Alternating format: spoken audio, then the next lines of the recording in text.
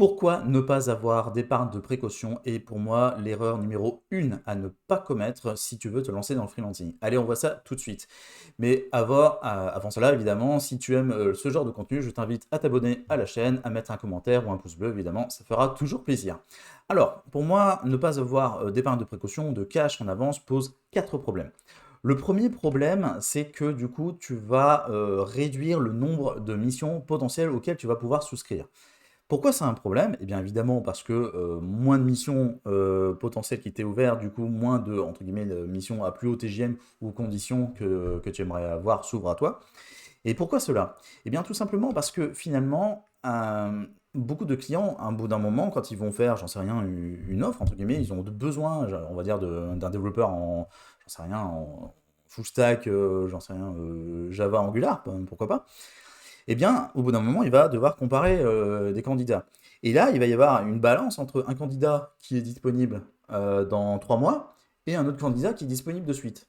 Eh bien, il faut savoir que si à peu près la compétence est à peu près similaire ou estimée, ou voire même un peu plus forte pour la personne qui va être disponible dans 3 mois, très souvent, la disponibilité va être un critère, entre guillemets, plus majoritaire que la petite différence, entre guillemets, de compétences. Et ça veut dire quoi? Ça veut dire qu'au plus la demande est élevée par rapport à l'offre, au plus la disponibilité, finalement, prend de la valeur. Euh, et ça, finalement, ça a une influence finalement aussi sur comment tu vas choisir ta stack. Évidemment, entre guillemets, au plus une stack est demandée, au plus tu vas être en position de force par rapport au nombre de personnes sur le marché. Mais ça veut dire quoi aussi? Ça veut dire qu'il y a on va dire, un déséquilibre qui peut y avoir entre quelqu'un qui est en CDI et quelqu'un qui est en freelance. Pourquoi? Alors, même s'il y a beaucoup de boîtes qui recherchent un CDI, très souvent, au bout d'un moment, elles se rendent compte qu'elles n'arrivent pas à trouver leur personne en CDI et ça leur pose un gros problème. Alors qu'un freelance, quand il arrive, parce qu'il a on va dire, un préavis de fin de contrat en moyenne d'1 mois sur les contrats à long terme, eh ben, va pouvoir d'autant plus être disponible. Pourquoi c'est important d'être disponible pour un client? Eh bien tout simplement parce que pour beaucoup de clients, la rentabilité de leur boîte dépend de leur time to market. Le time to market, c'est quoi? C'est le fait que le gain financier se fait fonction du moment où ils vont mettre leur feature en prod, en gros. Euh, et cela, ça vient même, entre guillemets, supérieur même à la qualité d'implémentation de la feature. C'est parce que s'il ne le fait pas, un concurrent va le mettre en place, alors même s'il va y avoir des petits coups de tournevis parce que ça ne marche pas exactement bien, eh bien, les choses vont se mettre en place et va prendre des parts de marché. Et ça, c'est quelque chose qu'il faut bien comprendre, parce que c'est un problème en général dans la plupart des référentiels de qualité des développeurs, où on croit que la rentabilité maximum d'une boîte, c'est quand on fait 100% de qualité. Eh ben non, c'est faux. Il y a vraiment une notion de délai qui est très importante pour un client à cause de cette mise en concurrence sur le time to market d'une fonctionnalité. Et donc, du coup, la disponibilité devient un avantage concurrentiel par rapport à d'autres personnes. Et c'est là où il faut bien un peu comprendre aussi, c'est que pour beaucoup de business models, des grandes enseignes, etc., au plus un business model est rentable et au plus la compétence individu requise est faible. Ça veut dire quoi? Ça veut dire qu'il faut bien comprendre là-dessus que se lancer en tant que freelance, ça ne veut pas forcément dire avoir une expertise en fait. Ça veut dire certes avoir une compétence, mais le but c'est d'apporter de la valeur. Et le problème que l'on a en général, c'est on se dit, bah, on n'a jamais assez d'expérience, on n'est pas assez expert dans le domaine avant quoi que ce soit. Mais non, en fait, c'est faux. C'est un gros problème d'ailleurs. En général, on a confiance, on croit qu'on n'a pas confiance en ses compétences, alors finalement, on n'a pas confiance en soi, principalement. Mais ça, c'est un autre problème. Non, en fait, freelance, ça veut dire quoi? Ça veut pas dire expert. Ça veut dire, est-ce que tu es capable d'apporter de la valeur selon le marché? Donc, je t'incite à voir évidemment la vidéo sur comment choisir sa stack pour évidemment avoir un avantage concurrentiel sur le nombre de missions potentielles et également la vidéo sur l'équation de la valeur perçue qui est pour moi entre guillemets la colonne vertébrale de la compréhension sur comment se vendre concrètement en tant que freelance. Donc voilà, donc ça c'est le premier gros problème que l'on peut avoir, c'est le plus petit nombre de missions potentielles. Le deuxième problème que l'on peut avoir, eh bien, c'est la sous-optimisation de la rémunération potentielle. Alors, qu'est-ce que ça veut dire? Bah, évidemment, comme entre guillemets en freelance, on n'est pas salarié, un salarié est payé à la fin du mois, alors qu'un freelance est payé souvent 30, 45 jours fin de mois. Ça veut dire quoi concrètement? Ça veut dire que à la fin du mois, quand tu déclares par exemple, tu envoies une facture à ton client, concrètement, tu es payé 2 mois plus tard. Et ça va avoir une incidence majeure. Parce que si tu as que, on va dire, que 1 à 3 mois d'autonomie financière, eh bien, tu n'as plus qu'une seule option pour une ou deux, on va dire, pour passer freelance, c'est tout simplement passer par du portage salarial. Parce qu'en portage salarial, tu vas, entre guillemets, déclarer ton chiffre d'affaires et cette société de portage va te faire, entre guillemets, une avance de trésorerie. C'est-à-dire qu'elle va te payer parce que tu es salarié et elle-même va être payée par ton vrai client, mais 2, 3, 4 mois plus tard, quelquefois. Mais ça a un coût, évidemment. Et donc, en portage salarial, plus une mission en poche, à 1 3 mois, te permet de faire le freelancing. Mais c'est déjà un petit peu limite et peu résilient. Donc, là-dessus, et d'ailleurs, ça devient presque la seule option que je préconise, c'est que quand tu as 1 ou 3 mois d'autonomie financière, ben, obligatoirement passer en portage salarial pour avoir le fait d'être payé de suite, afin un peu de verrouiller l'affaire. Alors évidemment, quelquefois, vaut mieux passer en partage salarial plutôt que passer par une création d'auto-entreprise si on n'a pas de cash. Déjà parce qu'on gagne un peu plus de cash et et tu te mets directement dans le jeu du freelance. Si tu as envie, ça sert à rien non plus de te dire, bah, tant que j'ai pas 6 mois ou 1 an d'autonomie financière, je me lance pas dans le game. Bah, en fait, c'est une erreur quand même. Mieux vaut se lancer dans le game de manière entre guillemets moins optimisée parce que de toute manière, en étant dans le portage salarial, tu gagneras quand même en moyenne bien plus que là où tu es actuellement, tout simplement parce que tu vas actualiser ta valeur sur le marché par rapport à là où tu es actuellement. Donc, moi j'ai un client qui est comme ça, qui a 2 mois d'autonomie financière. On a essayé de régler un peu les choses. Il a des dépenses vraiment saugrenues, une voiture qui tombe en panne et ce genre de choses. Donc il est resté sur la même qualité d'autonomie financière par rapport au départ. Bah là, clairement, je vais lui donner comme solution vraiment le portage salarial avec bon, bah, le choix des différentes sociétés de portage. Mais sachant que derrière, à la fin du portage salarial, tu as de fait, entre guillemets, droit à la rupture conventionnelle. Donc ça, c'est quelque chose qu'on ne sait pas trop. Et donc du coup, ça offre une forme de séquencement des types de structures à avoir en freelance qui peut être tout à fait lucrative. Et si on rajoute un ou deux actes dessus, très lucrative. Alors quand on est pour moi à 4 ou à 5 mois minimum, on va dire, d'autonomie financière, bah là du coup on peut passer sur l'auto-entreprise. Et ça c'est typiquement, c'est possible, mais on arrive sur la limite entre guillemets du délai de paiement. Lorsqu'on est sur un délai de paiement de 2 à 3 mois, être à 4 ou à 5 mois minimum, c'est possible, mais ça peut être un petit peu dangereux. Dans ce cas-là, je dirais, on peut faire l'auto-entreprise, mais si on peut passer, par exemple, par un apporteur d'affaires qui offre, entre guillemets, une certaine avance de trésorerie, c'est un petit peu mieux là-dessus aussi, pour se retrouver un peu, pour avoir un peu plus de résilience, et pas se retrouver à côté, avoir une trésorerie et avoir un découvert de 2 3 4 000 euros. Enfin, vous voyez, ça commence à être un petit peu dangereux. Donc voilà, donc il y a une forme d'optimisation entre l'épargne de précaution que l'on a, le statut que l'on a par rapport au délai de paiement, et du coup être assez résilient. C'est voilà, une balance entre la résilience et le gain. Lorsqu'on est à 5 ou 6 mois, là par contre, évidemment, il y a d'autres options qui s'ouvrent. Donc, il y a l'auto-entreprise qui va très bien. Il y a l'URL en tant que salarié si tu as beaucoup de charges. Bon, concrètement, pour quelqu'un qui démarre, je ne conseille pas trop le URL, sauf s'il y a un besoin de protection sociale majeure. Mais dans ce cas-là,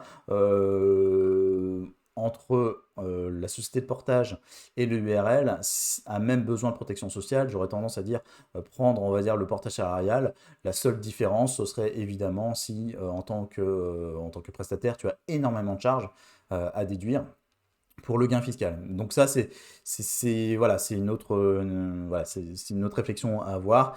Moi, en général, je préconise quand même facilement l'auto-entreprise parce que ça a d'énormes avantages en termes de cotisation sociale. Et puis, il faut au moins 2 ans où on dépasse le chiffre d'affaires et pas un. C'est ce qu'on appelle la période de tolérance. Il faut au moins 2 ans où tu dépasses le chiffre d'affaires de 77 000 euros avant de devoir basculer à une société classique URL. Sachant que là aussi, évidemment, il y a des solutions, entre guillemets, pour ne pas devoir passer si tu n'as pas envie de passer en société classique. Quand tu as une épargne de précaution au-delà de 18 mois, bah, il y a entre guillemets une autre solution qui est la SASU à dividende. Pourquoi? Bah, si tu as un gros TJM, je vais penser aux 700, 800 euros par jour, et que tu as une grosse trésorerie, et ben là, tu trouves entre guillemets une possibilité d'optimisation fiscale autour de la notion des dividendes en SASU. Pour moi, c'est vraiment, entre guillemets, l'une des meilleures choses là-dessus. Alors, c'est pas blanc, bonnet, bonnet blanc, entre guillemets, il faut être beaucoup plus fin et ça s'adapte aux situations personnelles. Mais en tout cas, voilà, ça dépeint ça peint un petit peu la tendance globale de ce qui est avantageux, entre guillemets. Donc, en gros, c'est le principe de l'argent appelle l'argent, bah, complètement, et l'épargne de précaution en est finalement un des axiomes. Alors comment faire son choix là-dessus? Eh bien, sur la structure, eh bien, c'est tout simplement, pour moi, il y a ces critères-là. C'est d'abord la complexité administrative. Et je vais le faire dans l'ordre, c'est-à-dire que quand tu es en portage salarial, c'est très simple, tu as un contrat de travail, tu as un salaire, point. Tu as juste, entre guillemets, ton CRA à remplir, mais tu n'as pas de facturation, tu n'as pas de TVA, etc. Quand tu es en auto-entreprise, tu montes un petit peu plus loin le degré de complexité administrative. Mais par contre, il faut savoir que maintenant, il y a pas mal de sociétés qui permettent justement d'accompagner et faciliter la gestion au quotidien. Donc là où il y a 5 ans, c'était un petit peu plus, potentiellement un peu plus casse-gueule que le portage salarial.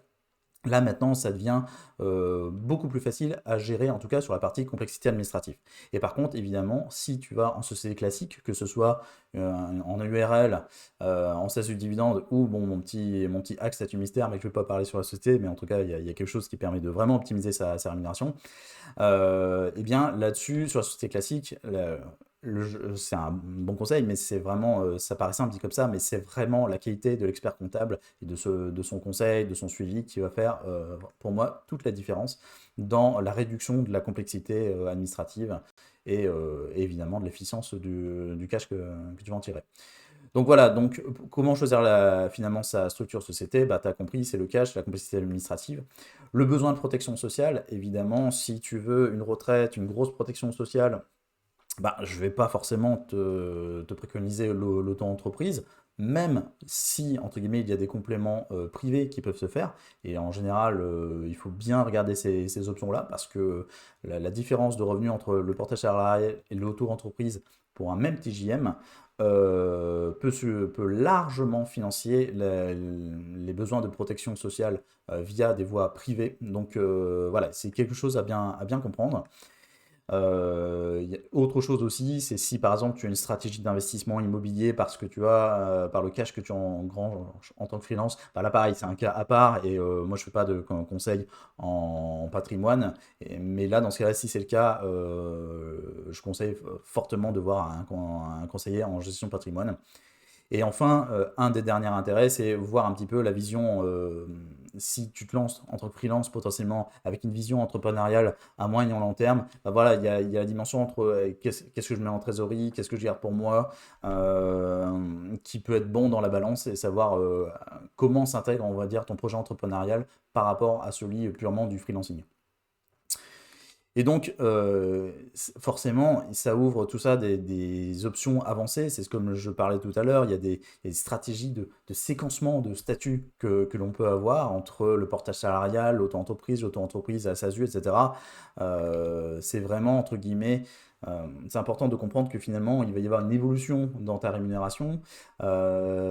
Un changement de style de vie peut arriver, et donc du coup, une notion de flexibilité peut être importante, ou tout simplement, bah, finalement, c'est un choix de carrière, entre guillemets. Est-ce que tu veux être freelance pour devenir entrepreneur ou potentiellement revenir salarié? Il y en a qui reviennent salariés plus tard. Voilà, il y a ce genre d'éléments à prendre en compte pour bah, choisir le statut. Mais encore une fois, le cash est une précondition très nécessaire là-dessus. Pour optimiser, évidemment, il y a encore des possibilités de montage fiscaux internationaux, mais je ne vais pas trop parler.